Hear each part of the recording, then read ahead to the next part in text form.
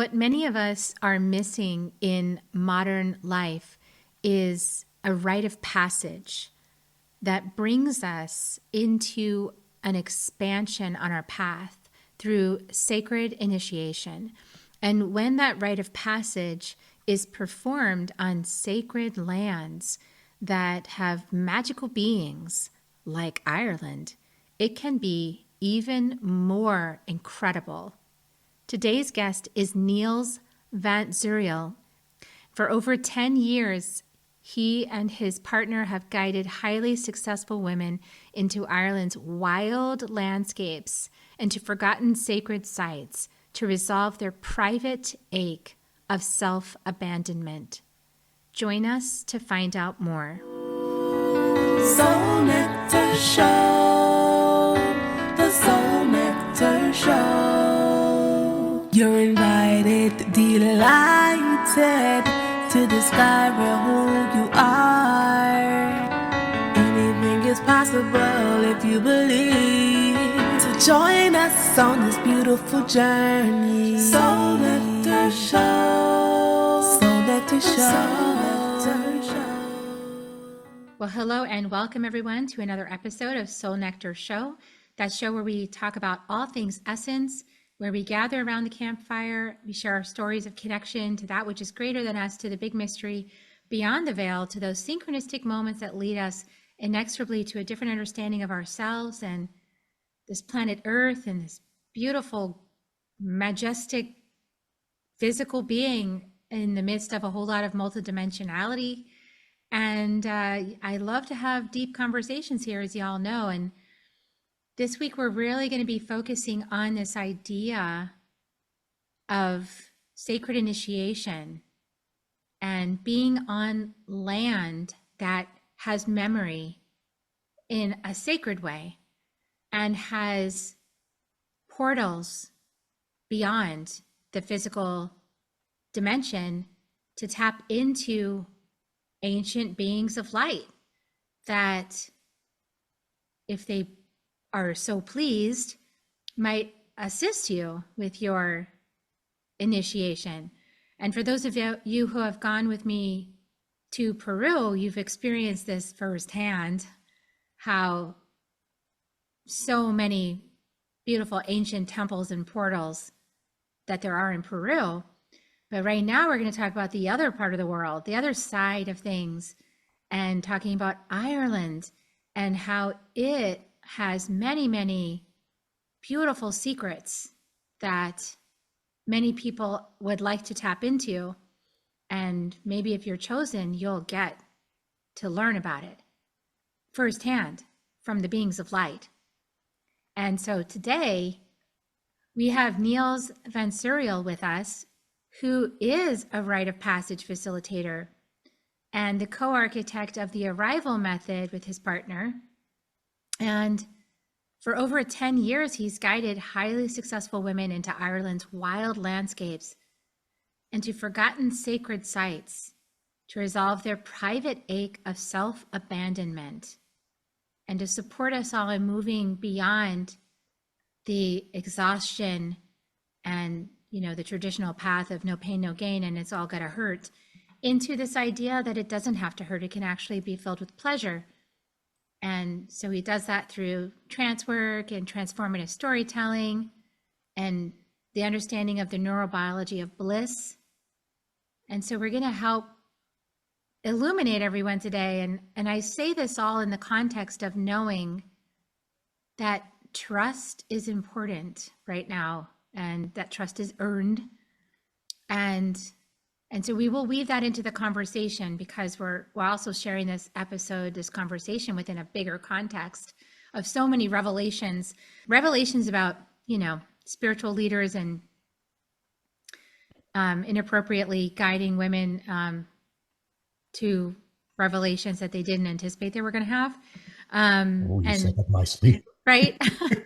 And so we've already had conversations, Niels and I, about this, about how we want to address this. But we really want to talk about the importance of these sacred locations, these sacred sites, especially, many of us coming from North America potentially have ancestors that lived in the islands before, and before we came across the seas to this, continent called the United States. And if you're listening from somewhere around the world, elsewhere, who knows? Maybe you also have ancestors from these special islands and potentially even a past life. And all of that could be reawakened on a sacred journey. And so it's actually really quite potent time to explore this topic, especially since we just had our conversation last week with Catrice Goddard about, how do we move forward, reconciliation, land back, all of, we're in the middle of these huge conversations on the planet. And I feel like this conversation about coming home to yourself, but also potentially coming home, to lands that your ancestors lived or lands you lived on before, and you might recognize, and you might feel a call in your heart. And so that's the conversation today. So with all that said, Niels, big tall order for today's conversation, I know, but we already covered it, so I know you're good for it. So yeah, tell us a little bit about how you came to the land in Ireland and how you started to have a conversation with these beings of light and open up connection, because that was a really profound experience that you've had. It starts like every good story starts. It starts with a woman. My partner in crime, Elizabeth, is Irish. I am not. And I came here specifically for her. Specifically for her. We met each other 3 times physically. And that was it for me. I was going like, oh, okay, apparently I'm moving. And that was that. The moment that I hit the floor here, set foot on the island, and so many people have this. The moment that you set foot on this land, you just notice it's different. And I got captivated, like we say here. I got bitten by the Irish bug, and I can't imagine being anywhere else in the world. I've had the great opportunity and the privilege to travel quite a bit, including to the US, to Turtle Island, and spent some time there. Beautiful country, beautiful people. But Ireland is home. Even though I didn't grow up here, I don't want to leave. And that's because the pull of there is something about this land. The spirits still walk so openly, so freely through these valleys and over these green hills. It is quite amazing. It's palpable here. Yeah, and you were talking about in our conversation initially, we were talking about how there's so many beings of light that are on Ireland and the continent, and that actually there is a lot of lore about them and how they came to be there and what are they? Are they fairies? Are they, spirit guides, ancestors? Yes. Oh, first up, fairies is a compilation term. So if you think fairies are always Tinkerbell from Peter Pan, no, think again. And also that they have wings, that is a Shakespearean and later Victorian and Edwardian addition to portray in theater the ethereal in a theater setting. But that kind of stuck, and Disney ran with it, and now we all think that fairies have wings. Now, it doesn't mean that they can't portray themselves as actually having wings when you bump into them, but this is just to say the actual fairies of Ireland are a completely different breed of being, and there are actually multiple different kinds of beings, including the old Irish gods. So we'll tackle this quickly. Ireland has a origin myth. Not a creation story, but an origin myth of how this land came to be populated. And this is in an old medieval book that is called the Lawer Gaballa Erin, or the Book of the Takings of Ireland, sometimes just abbreviated to the Book of Invasions.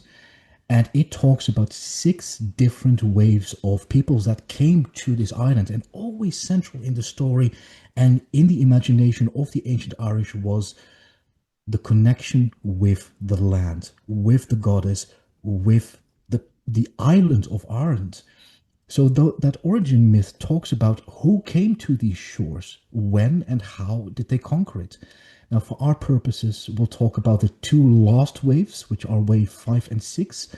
Wave 5 was a group of beings called the Tuatha Dé Danann, or the tribe of Danu. Tua is tribe, if you will. And they are these magical beings, almost demigods of high power, incredible wisdom and insight, all kinds of attributes like swords and cauldrons that never empty, that they bring to the island, which used to be their home. They left, they came back again, and all of a sudden there is this sixth or last wave of invaders that come into the island, and they are known as as the Milesians. Those are the modern day Irish. Now, there are two factions within the Milesians. I'll try to keep this short. One faction is the faction of death, led by a guy named Don. And another one is the faction that goes like that recognizes that you have to play and sing and poetically interact with the land of Ireland and with its goddesses. That faction is led by a poet or a bard named Amergin, and Amergin translates loosely to a maid of song. So where his brother Don says, no, we're going to conquer and pillage and we're going to take over the place by force, Amergin talks and sings with the different goddesses. So a completely different approach. Long story short, the Don faction perishes at sea before they ever really reach the shore, and they give way to the Irish underworld, or Tech Don, the House of Don, and the faction that actually wants to cooperate with the land, wants to sing with it, wants to co-inhabit it with the people that are already there. They eventually win out. Now there's still a battle. These are olden times, but eventually the Tuatha De Danann, that mythical sub or demigod race that was already here, and the Milesians, the modern day Irish, they come to a truce or an agreement. And the truce is the Tuatha will take the other world, that place that is a plane in parallel with the physical earth. It's not the underworld, like we said, that was the House of Don, but the other world. They call it in Irish Ansil Ella, or the plane of the light, Macmel, or the Tirna Nog is a very famous way of saying it, the land of everlasting youth. They would take that section of Ireland where the modern day Irish would take above ground. But the old gods would always be able to get back to above ground, to our way of seeing Ireland, through the fairy mounts, through the stone circles, through all of the megalithic sites and liminal spaces on this land. The caves, the lakes, anything that's a break in the landscape, either man-made or natural. They could always come back again. And so they went into the other world, and the Milesians, the Irish, could have Ireland as we now know it. But that influence of those other gods is still there. Now, through literary history, those became the fairies, the folk of the hills, or the folk of the fairy rings. Those gods started to become smaller and smaller and smaller in literary history, and they came to be conflated with all of the other beings that are on this land, the leprechauns, the banshees, the headless horsemen, and there are so many different ones. Some of them are relatively well-mannered towards humans. Other ones are, you have to be very, very careful. You've got a very clear subsection between the fairies of the sun and the fairies of the moon, and the moon ones especially you don't want to mess with. But this is all to say that the influence of the old gods, now seen as fairies, is still very, very strong on this island. For one, all of those liminal places that they retreated to and could still come out of are still on this land. The amount of archaeological sites that can be found here, from ring forts to fairy forts to abandoned castles to just the single solitary standing stones, the megaliths, they are in the thousands. All of those archaeological sites by themselves number in the hundreds of thousands on such a small island. Couple that with all of the other breaks in the landscape, the mist-covered hills or lakes, the caves, the cliffs, all of that, they're all seen as access points to that other world. meaning the influence of the fairies is everywhere here. It's drenched throughout the country because those portals are still open. And the modern day Irish take this still very seriously. This is, on the one hand, a little bit of cultural pride of, hey, this is ours. Ireland as a nation is still very young, so it's still trying to rediscover who it is. The idea of Ireland and Irish culture is millennia old, but the Irish nation, the Republic of Ireland, is just over 100 years old. So it's still trying to figure out who it is. So something like cultural pride in the fairies, yeah, they take that seriously. But on top of that, they take it seriously. Meaning, every Irish person either has a story or knows someone who has bumped into a fairy, either for good or for bad. Now, with a smile and a wink, they will tell you, of course, there was a bit of a drink involved, but that doesn't make the interaction or the experience or the cultural relevance of fairies any less. They redirect highways literally for fairy trees, for the potential of hacking down a fairy tree. No, we will, instead of doing that, we will just bypass that section. The tree can stay where it is, and we will just build around it. If you build a new home and you've got a ring fort, an ancient fairy fort on your land, I'm sorry, but you will have to buy the land beside it and build your new home there. And these are the most down-to-earth, sometimes fully secular or even Christian people who still believe this and act on it. And I think that is just, it's beautiful. Yeah, I mean, backdrop in the United States, we have Chaco Canyon here, and the current administration is trying to do drilling for oil, disrupting Chaco Canyon. So like we have like an ancient temple in the middle of our country. So like it's a choice to protect these spaces, right?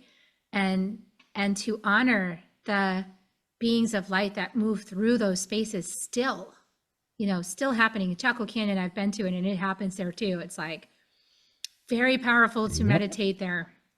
It's like a airport, spirit airport. It's really interesting. But I love the way that you put that. Spirit airport. It's like a spirit airport. The beings of light, they come through those round kivas. Yeah. And so I've been to Ireland, but back when I was younger and,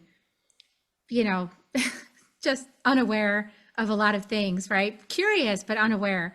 And so I missed the opportunity to experience the sacred locations that you're talking about. I mean, we did pull over to the side of the road and go see like the remnants of a castle kind of thing, and checked it out, but it didn't like land in the way that I know that it lands for people working with you. And I think that's probably because why? Because the spirits of the land don't just open up to anybody. So talk a little bit about how you had to coax, and build a relationship in order to be able to bring groups to different spots. That took time. Again, I'm not from this land, so I don't have it in my blood. So I started with a little bit on the back foot, if you will. But I just started to walk the land. I've got an archaeologist background. I'm a hypnotist and an archaeologist. So when I came to Ireland and started to figure out just how much archaeology actually was here, I started to walk the land. I was just going and started to figure out that apart from the big tourist spots, nobody is looking at these places. When you ask the farmer, the farmer is incredibly proud of what he has on his land, which has a lot to do with how important local land ownership is for the Irish, with the overarching problem with the British that they had. So they want to share, but other than that, there's no one going to these places. So I rocked up to places where I'm pretty sure I was the first one showing my face there in 5-10 years. And it's nothing much to see about. It's just a standing stone or a pile of rubble. But because they're not being visited, they retain their power. They're oftentimes made of megalithic stones, like you might see in the backdrop here. That is Uruk Stone Circle. Uruk is very well known. But those big stones, they oftentimes have pieces of quartz in them. And I'm going a little bit on a limb here. They have It looks to me that if these places are not visited often, they tend to start to build up energy and build it up and build it up and build it up. And if nobody is there to actually do anything with that energy, it just keeps on building. Where other places that are very often frequented, it keeps on being siphoned away. And between you and me, Kerri, and I know that I'm going on a bit of a woo-woo tangent here and a bit on a limb, but the easily accessible places oftentimes get messed with energetically, either by people with a less than savory intent, so mischievous intent, or people just not knowing what the hell they're doing and just wanting to do something and messing up the energy currents within the circles. I actually did experience that because I've been, for example, to Machu Picchu with groups many times. And there was one, we had gone previously, experienced it, and then there was the pandemic. And when we went back again, we were the first group through Machu Picchu that the whole place had been shut down and closed for like 8-9 months. And we were one of the first groups in the door, the first day that they opened it. And it was amazing. The pristine energy, the lack of people. It was very sparse. They weren't letting that many people in because everybody had to wear masks and they were all paranoid. Yeah. But it was so beautiful. It was so filled with beautiful, bright energy. And I thought, this is how it was before thousands of people would visit it every single day, right? Perfect. Exactly that vibe. You're spot on. What I started to do here is just show up again and again and again and again.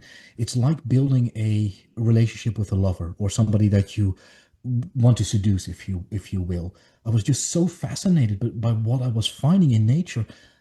And at a certain moment, it almost was like the site started to go like, oh, you again? Okay, we're opening up a little bit more and a little bit more. And a lot what this has to do with is how you approach the sites. Now, I'm sure this is the same the world over. I just have my experience here on this land. But oftentimes when we go to the easily accessible ones, we drive up with a car, we walk for maybe 5 minutes, and we go to the site. Okay, I'm here. I might give a little offering. Now show me something. Do something for me. Or we come with the idea of, I'm a light worker, or I'm a grit worker. I am going to save this place. Irish sites do not respond to that in the slightest. There's a certain form of etiquette. There's a certain way of approaching these places. Doesn't mean that you might not, even if you have that other way of holding things, you might still have an experience, but you're really stacking the deck against yourself.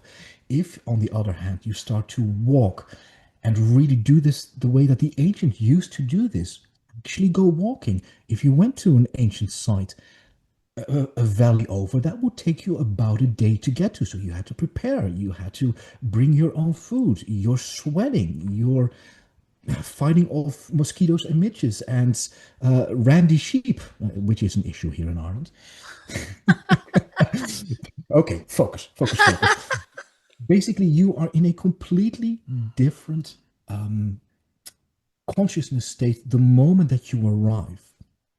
That if you then start to do something with the intent of, I am so happy that I'm here, I'm so grateful to be in your presence, understanding I come in a very long line of people who've done ceremony before here, and there will be a lot of people after me. I am just a persona, just a player here that passes through. Instead of me dreaming the stone circle is dreaming me. It is the big thing.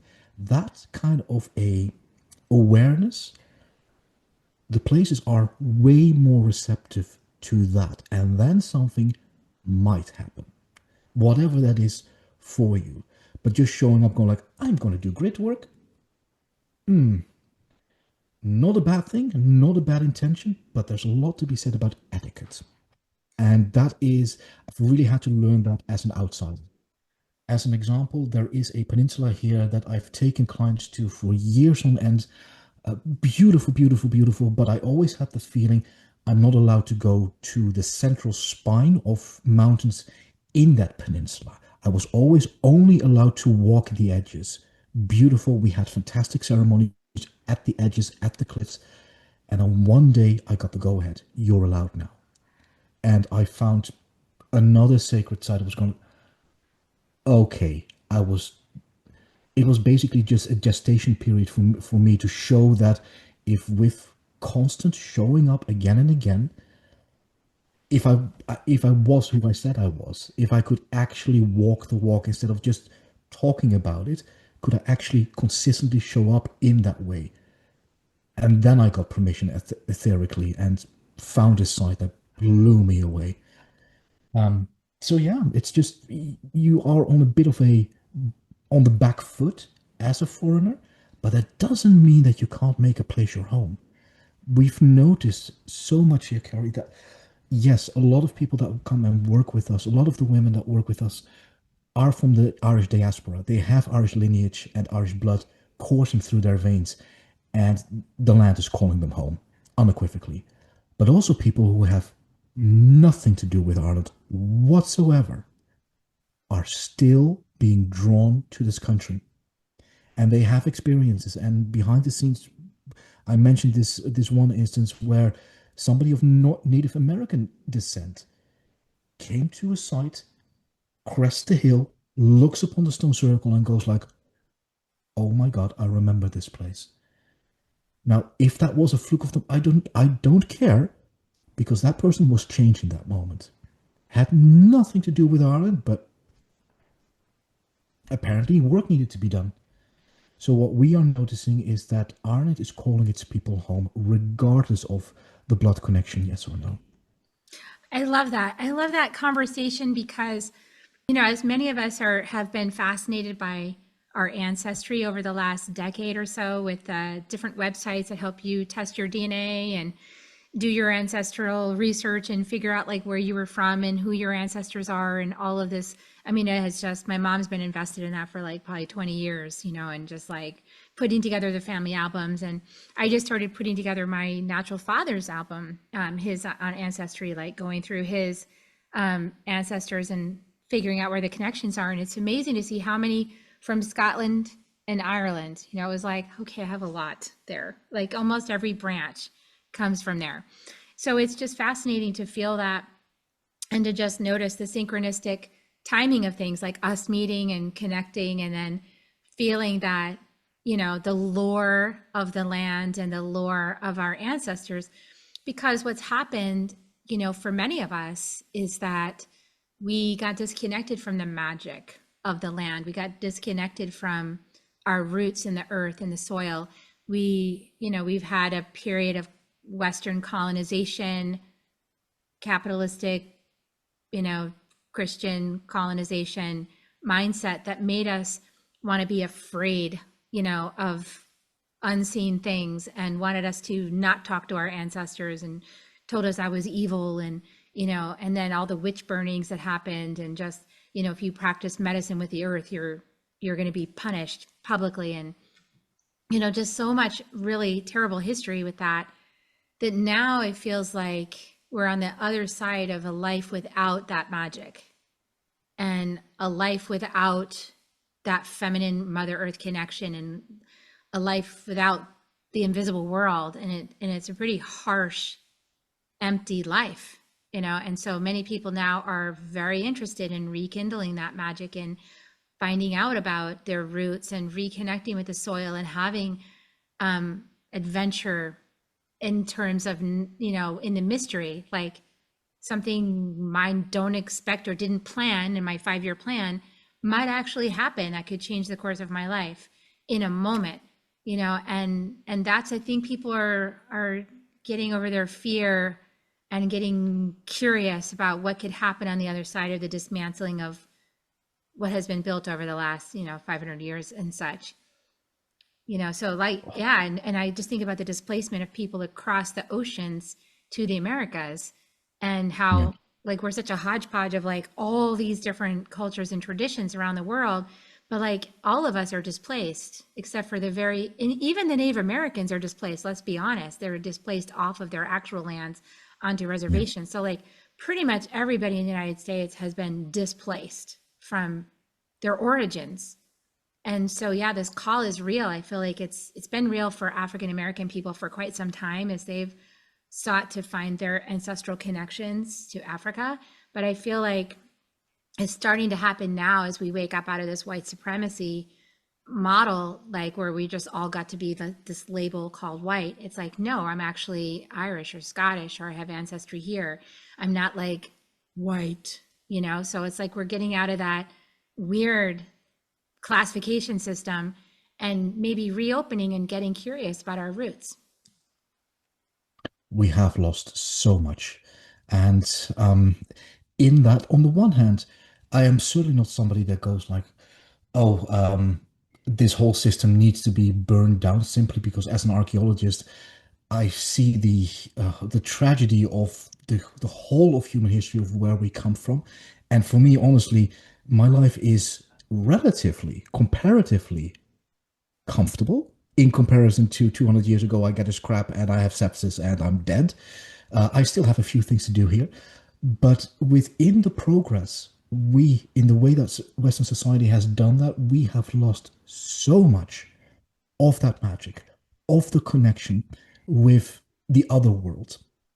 There is a concept within Celtic spirituality that is known as core quiefness or right relationship that really points that out, that everything around you is alive. And our universe is a universe of relationship. And it's not just with your fellow friends and fellow tribe and fellow human. No, it is with everything. And you feel that here when you're on the land. Every stone has a name, every field has a name, every lake has a story connected to it, and people still treat it somewhat like that. Now, I don't want to create or say that Ireland is all magical. Again, it's a very modern, progressive country with its own rise in secularism. Still a lot of tension with the Protestants between the Catholics, although it has simmered down a little bit. But it's as modern a country, tax haven, as the US. But underneath all of that, in the reinvention and trying to rediscover its own roots, something is happening. And Ireland, even at the height of its persecution, has never lost its connection to its magic. As a beautiful example, there was a time that is known as the penal laws or the penal times. This is 16 to 1700s, that kind of of time frame, where the English really start to push down on the local Catholic religion, where the English were Protestants, or better yet, Anglicans, which is a form of Protestantism, and they were pushing down the local religion to such an extent that the Catholics, the local Irish, were not allowed to practice their religion in the open. So what did they do? They went out into the countryside, they went out into the mountains and held their Catholic masses at the old sites, at the old stone circles, using the big megalithic stones as altars, inscribing them with little crosses. I'm pointing here to the fact that these places were never forgotten. They were always in the back of their minds. On top of that, when Christianity came to these shores, I'm going to steal a quote from Martin Shaw here. It came through St. Patrick, not at the tip of a spear, but at the tip of a tongue. It came in through the slaves. It came in through the lowest of the low, and very slowly started to convert people through the good parts of Christianity, the love thy neighbor, and really look at the people who have less than you. Later on, that version, a different version of Christianity came in, but that's a story for another time. In those first formative centuries, the local spirituality really started to mix with Christianity to such an extent that instead of the all of the stuff that we now know of the ancient way of doing things comes from the Christian monks who wrote everything down.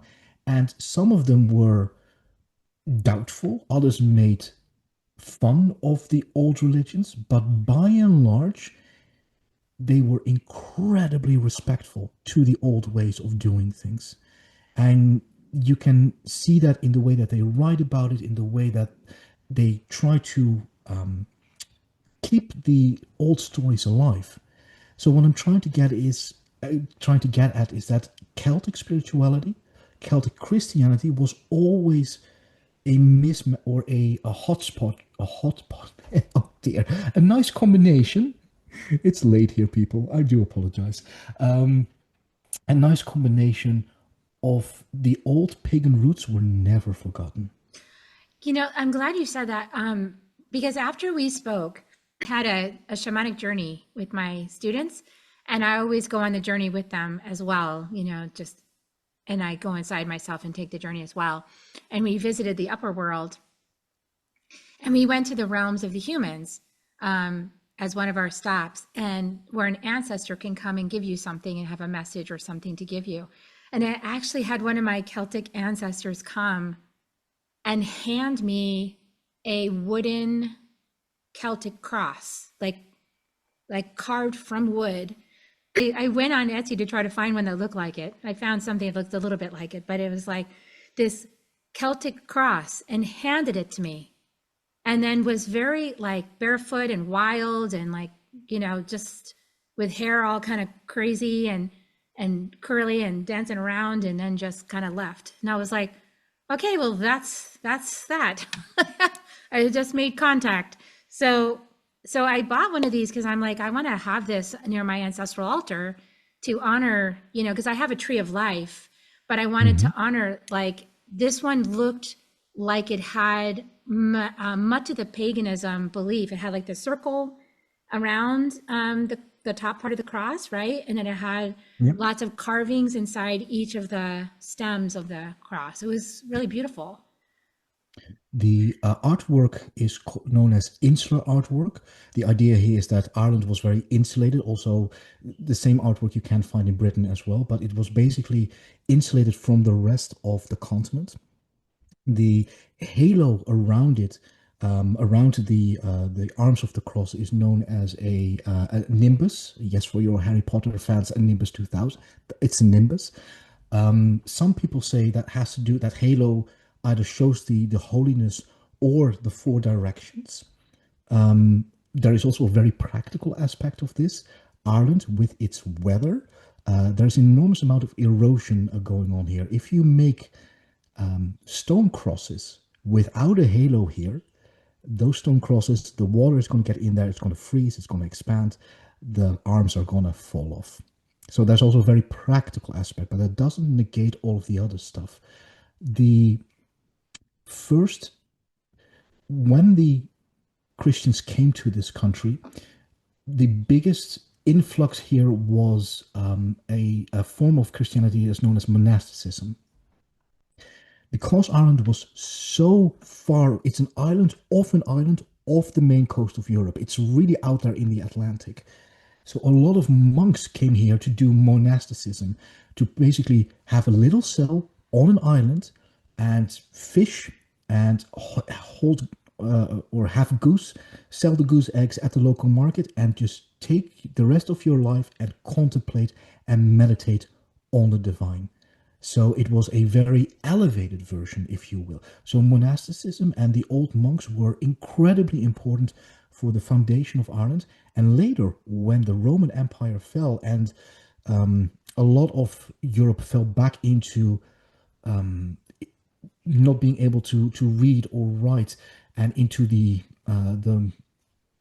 let's say the barbaric movements that overthrew the Roman Empire, it was the Irish monks that basically re-civilized large parts of Europe. And when I say re-civilize, brought back reading and writing. And trying to bring their pagan version of Christianity back to mainland Europe. Eventually, they were beaten out by the Roman Church and by the British Church, and I'm taking a lot of shortcuts here. But the point that I'm trying to make here is the deep devotion to the divine was happening here just like it was done before, but now by monks. And it had such a huge impact on the monks here that they actually tried to save civilization as they thought that it was and bring it back into Europe later on. There's an interesting book here that your audience might know that's known as How the Irish Saved Civilization. Now, it's a bit hyperbole, but I'm just pointing out here, even under the guise of religion, this island has had a huge effect on people's spirituality. Yeah, and it's beautiful because it is the land, right? It's being on the land and being in that. Yes. And you said the goddess several times, so that goddess energy, that divine feminine energy, that is the root of most paganism, right? Is the goddess. And so, talk about how the goddess shows up in your experiences that you host for people. Yes, yes.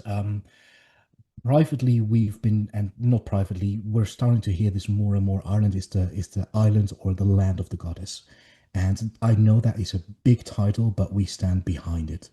There is so much to say about this, from the Morrigan to the Kayak to Eru to Fotla to Bamba. There are so many goddesses that are central to. We shouldn't forget St. Bridget, because if there are any Irish people listening, they're going to flail me alive. You didn't mention St. Bridget. She's very big. She's almost more important here than St. Patrick actually is. Side note. The connection with the land itself was always seen as feminine, as the place where fertility comes from. And the way that you interact with it determines how, for example, your harvest comes out. The way that a true king holds himself has a direct reflection on the land. When the Milesians first took over the land from the Tuatha Dé Danann, they made the promise: we're going to sing to the land, we're going to take good care of it, we're going to treat it as a lover.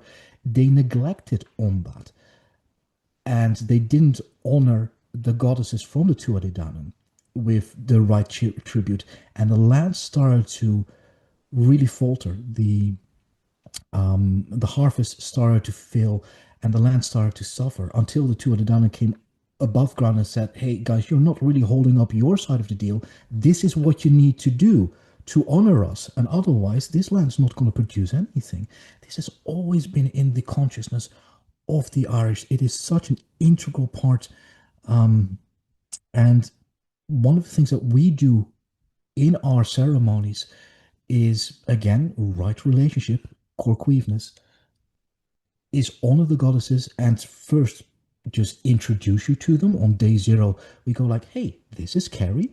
Kerri is going to be working with some energies," and just saying hello, bringing little offerings later on during the week. And then, depending upon what happens within ceremony, weaving those energies in, because we are not working in a vacuum. We're working in a highly complex ecosystem with different forces all going about their own business, and now we are just intervening. You have to do this with a certain amount of etiquette and a certain amount of holding yourself nicely, treading lightly through the land, if you will. So did I tackle everything there? Oh yeah, the kings of the ancient Irish, before, in the High Middle Ages and late early Middle Ages, the kingship became father to son. So before it became hereditary, the different tuas, or the different tribes, all had their own underking, and a king was not always selected upon the lineage or the heritage, although it tended to stay within certain families. But multiple people could put out their claim, and the person that was actually chosen by the tribe to become the king needed to show a first up being very politically astute. They needed to have a good relationship with other tribes and be very hospitable for when strangers came. So be very good in relationship. But the most important thing is, how is he with the goddess? Can he make basically love to the goddess in the way that it needs to be made love to, that it needs to be spoken to? Because ultimately they were married to the goddess. And if you as king messed up, the harvest would falter. And on a very harsh island like Ireland, that's a death sentence. This was taken very seriously.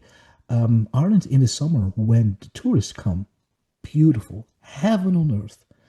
But the other half of the year, oh dear Lord, it is rough living here. It is really rough living here. And if your crops fail, you are in trouble. So your relationship with the goddess is central.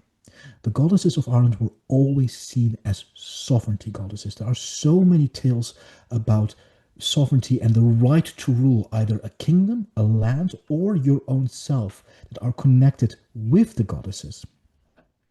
So what we do, of course, with the ceremonies that we hold, a lot of the ladies that work with us try to recover their own sovereignty. They're either in burnout or they're in a time of their lives where they've given everything to everyone else. They've been the rock for everybody else, and they've lost themselves along the way. Then getting into contact with a land that breathes sovereignty, the will of freedom, but also making it through your own way. That's the Irish. We weave those energies in. It's so Now, that was a powerful. bit of a ramble, but No, that is beautiful. And, and that conversation about listening to the goddess and paying attention to the goddess and prioritizing her pleasure, right? Her is important for this conversation. And it's really antithetical to what's happening in the United States right now and everything that we have had to face, with the disclosures about global elites and how they've been treating oh, yeah. girls and women and for a long time now and not having any consequences. And then now spiritual leaders affiliated with that. And, and I know it's on people's hearts, which is why, I'm bringing it up, is that, and I had told you about a spiritual business that I had been to. I feel like using meditation, orgasmic meditation in a really inappropriate way with women's bodies, sort of, harvesting women's orgasm, and so that is just, I'm against that. So I'm a no for that, because I feel like these are sacred energies in our bodies, and women have already been harvested. We've been harvested in so many ways, for others' pleasure.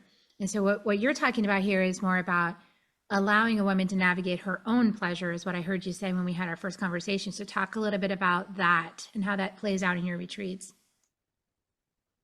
First, let's just sit with that. I don't want to just skate on by what you just said. And especially the revelations of the spiritual people that were in the Epstein files, that blindsided me. I didn't see that one coming. But you're pointing to a far larger problem. So I just want to acknowledge that. Anybody who's been in the spiritual business or in the alternative field for any amount of time will have bumped into these kind of people. And I call them the linen pants predators, either people who mean well, but within their meaning well, being completely broken and not knowing what they're doing, cause an enormous amount of harm unintentionally. Or, again, it's the same with what happens with the sacred sites and people messing with it. Either it's intentionally or it's unintentionally, but still having the exact same outcome, a trail of broken people behind them. This is a reality in the field that we're in. The work that we do is, we call this a rite of passage, or a sacred rite of passage, a container where we guide you into the depths of rediscovering yourself for about 4 to 6 months, with a culmination of at least 6 to 8 days at least here in the Irish mountains in one-on-one time, where we prepare you at least a couple of weeks ahead of time. Then you're with us, and then we walk you back out again and integrate and root you and witness you making all of those changes. One of the tools that we use within that is a tool that is known as growth through pleasure or the pleasure path. It is the antithesis or the exact opposite of growing through pain. Something that I started to notice while I was working as a trance worker at these sites was something really, really interesting.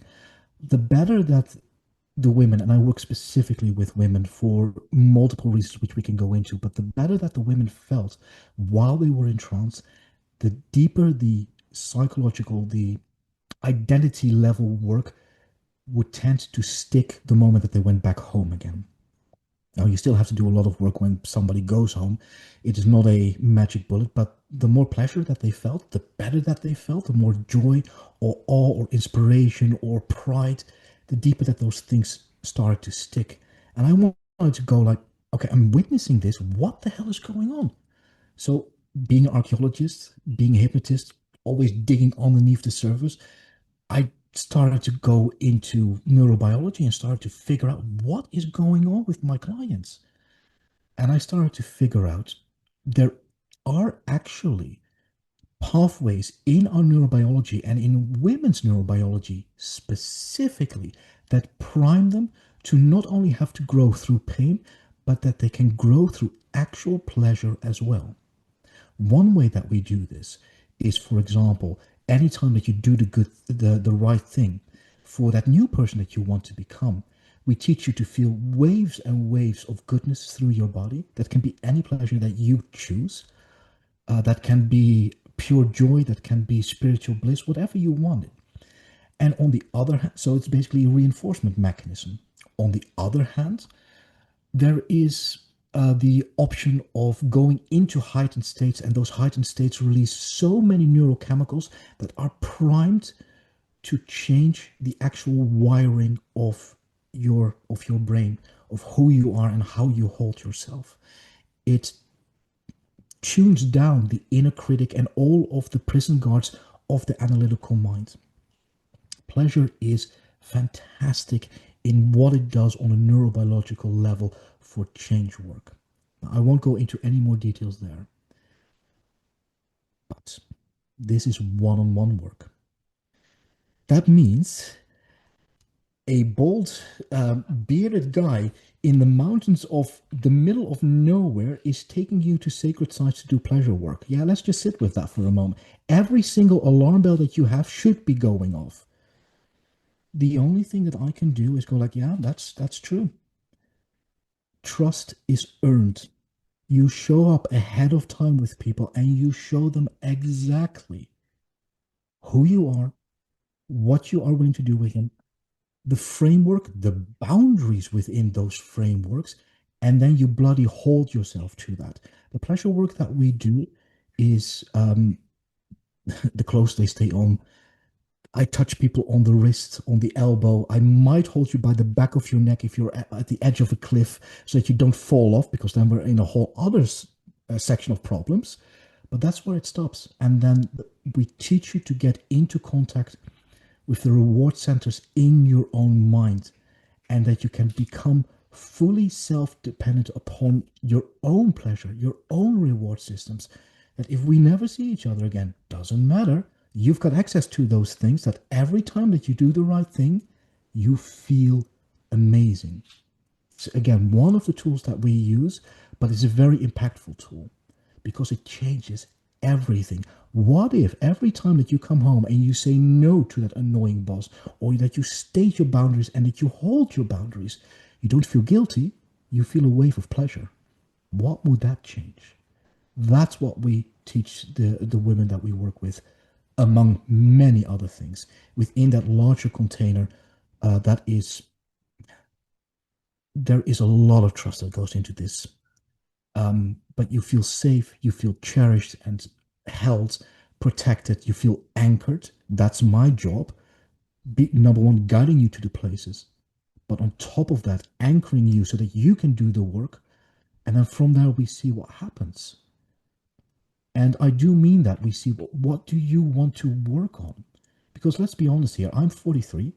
What do I have to tell a 65-year-old woman that is into her eldership about how she needs to hold the world or the tribe around her. I have no freaking idea, but that's not my job. My job is to give you the tools, make sure that you can use the tools, and then hold you energetically while after we've done all of our hiking so that you can do the change work inside yourself. That is true empowerment. The weirdos in this kind of, sorry for my French, but the less savory types within this kind of work keep you dependent or don't inform you about what's going on. Everything is informed ahead of time, and we want to make you fully self-dependent. That is basically, I want to have you as a puddle of bliss and a happy bundle of joy the moment that you go away from us, purely in your feminine, in your open receptivity, but fierce and strong like the old Irish goddesses. That is my aim. And we give you the tools to do that. Oh, that's beautiful. Yes. Thank you for speaking to that, because it's an important conversation that needs to happen. And especially, it makes me, I know we talked before and it was like, oh, it makes me so angry. Yeah. It was angry. It yes. definitely, a lot of people in this work really angry that it's abused that way. And so, and again, as part of being sovereign is having discernment, because you have to be able to discern the truth of things. And part of why I think some of these things have happened, and this is not about victim shaming, but this is about things happen because we have to be able to discern by listening to our own bodies and our own hearts what's right for us and what's not right for us. And so we'll get these different choices, and then we'll have to discern, is that correct for me? Is that not correct for me? And nobody else can tell you that. It's your own choice. You're the only one that can decide if it's right for you, if it's not right for you. And being able to say no is just as powerful as saying yes. And I know we have all the teachings right now about just say yes to everything. And I'm like, no, don't say yes to everything. There's some things you say an emphatic no to, and no is very powerful. So, yeah. I'd like to add one additional Please. thing here. The work that we do, it is purely non-therapeutic, meaning that this is not therapy, this is not clinical. I'm out there in the mud and the rain and the midges and the scorching sunshine with you. It's very intimate. It is intended to be that way. In that intimacy, you get a bond. The deep trance work that we do basically means that a very interesting phenomenon starts to happen. You start to feel what I feel, and I start to feel what you feel. That means there is no hiding. Not for you, but also not for me. If I have intent that is not crystal clear, if there is something that is not in its place, you will feel that. And it will shut the whole process down. Everything that we have been working on all those weeks ahead of time, building up to get you to Ireland, so that once you're here, you're primed and you're chomping at the bits to go. And then I show up and I'm not clear in my intentions. You will pick up on that probably on day 0. And the moment that we do the first trance session, you will definitely pick up on it if I am not clean and clear and don't hold myself in the utmost pure, gentlemanly, mentally way. That is something beautiful that happens in trance. You cannot hide.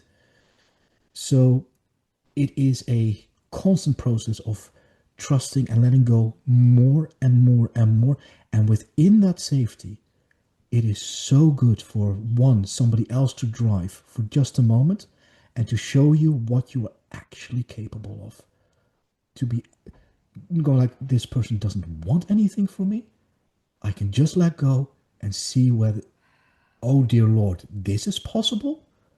And for example, it's so much fun to work with the elderly ladies, if you the more mature ladies. So let's say 65 and up, to see them just open up like that. God, I didn't know that this kind of interaction could be possible. And you're just going like, oh, pretty fun, isn't it? Yeah, that's amazing. Yeah, really beautiful, Niels. And I know that this is going to spark people to be interested to get to know you. And so how do you have a way for people to get to know you, like besides the interview? Like how do you handle that? Kerri, thank you so much for letting me ramble through this episode. I really enjoy connecting with you. If people do want to reach out to me, I'm sure that you're going to add the link down in the description. But if people can't find it, you can contact us on adventuresinquietplaces.info. That's adventuresinquietplaces.info. There are videos, there are testimonials, there is a deep description of what we do, how we do it, why we do it, who we work with, and then every button on that page gets you to basically talk to me, to book a call and go like, hey, can we work together? Are we a good fit? I can only take 20 women into the wilds per year. It's really one-on-one work, and the tourist season in Ireland is really short. And after 20 women, I need a break. I need the rest of the year too. I bet. It's really deep work. Yeah. Beautiful. Thank you so much for your transparency and willing to have the full conversation. I'm glad I always connect with people in advance, y'all. So we cover like Kerri's little spidey senses go off and say, well, I want to know about this. I want to know about this. I want to know about this. And so we have that conversation. And yeah, thank you so much for your transparency and willingness to go there. And so everybody, adventuresinquietplaces.info, where you can find out more information about Niels and his partner and what they're doing and how they're leading these sacred rites of passage.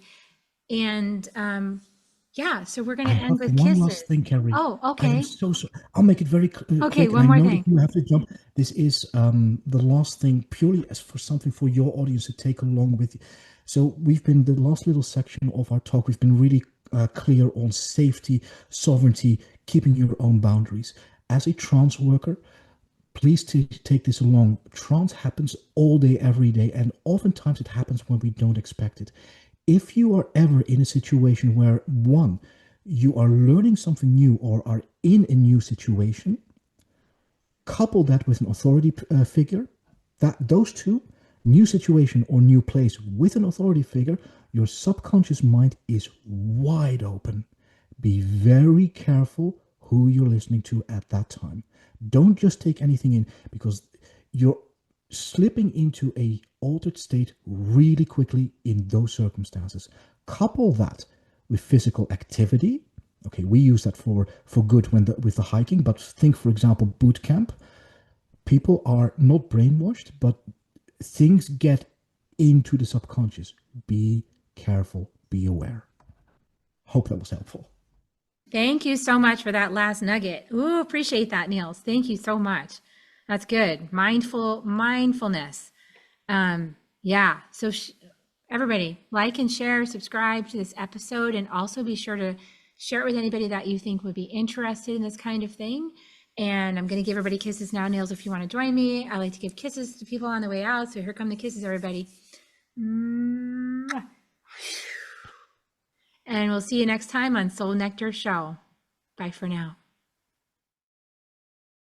If you found even one gold nugget in this episode of Soul Nectar Show, will you do us a favor? Will you subscribe, like, and share this episode? Maybe even write a comment and let us know what you thought about it. We really, really want to engage with you at a much deeper level. Let's be part of community together. Have a great week, everyone. Bye for now. Soul Nectar Show. Awaken, awake to show. Take a sip from the drip of nectar, from the source of who you are. Soul Nectar Show. Yeah.